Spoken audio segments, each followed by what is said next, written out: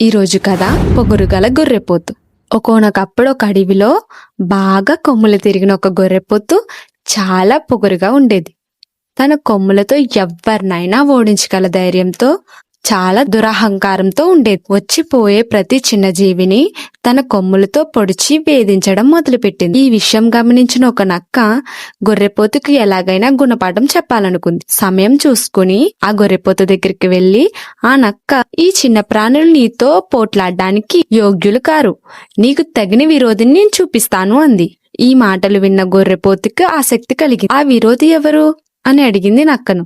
అదిగో ఆ కొండ చూడు, ఎంత ఎత్తుగా కనిపిస్తుందో, దాన్ని ఓడిస్తే అసలు ఈ అడవిలో నీకన్నా బలమైన వాళ్ళు లేరన్న విషయం అందరికీ తెలిసిపోతుంది అని నక్క తెలివిగా సమాధానం చెప్పింది. పొగరుగా గొర్రెపోతు వెళ్లి తన కొమ్ములతో ఆ కొండను కుమ్మింది. కుమ్మగానే ఆ కొండ మించి కొంచెం ఇసుక కిందకు రాలింది. దీంతో మరింత రెచ్చిపోయిన గొర్రెపోతు కొంత దూరం వెనక్కి జరిగి పరిగెత్తుకుంటూ వచ్చి కొండను ఢీకొట్టింది. కొమ్ములు రెండూ విరిగిపోయాయి. గొర్రెపోతు బుద్ధి తెచ్చుకుని అందరితో స్నేహంగా మెలగడం నేర్చుకుంది. ఇందులో నీతేంటంటే, ఎదుటివారి బలం తెలియకుండా మనం ఎప్పుడు విర్రవీగిపోకూడదు. ఇలాంటి మరిన్ని తీయటి కథల కోసం సబ్స్క్రైబ్ మై యూట్యూబ్ ఛానల్.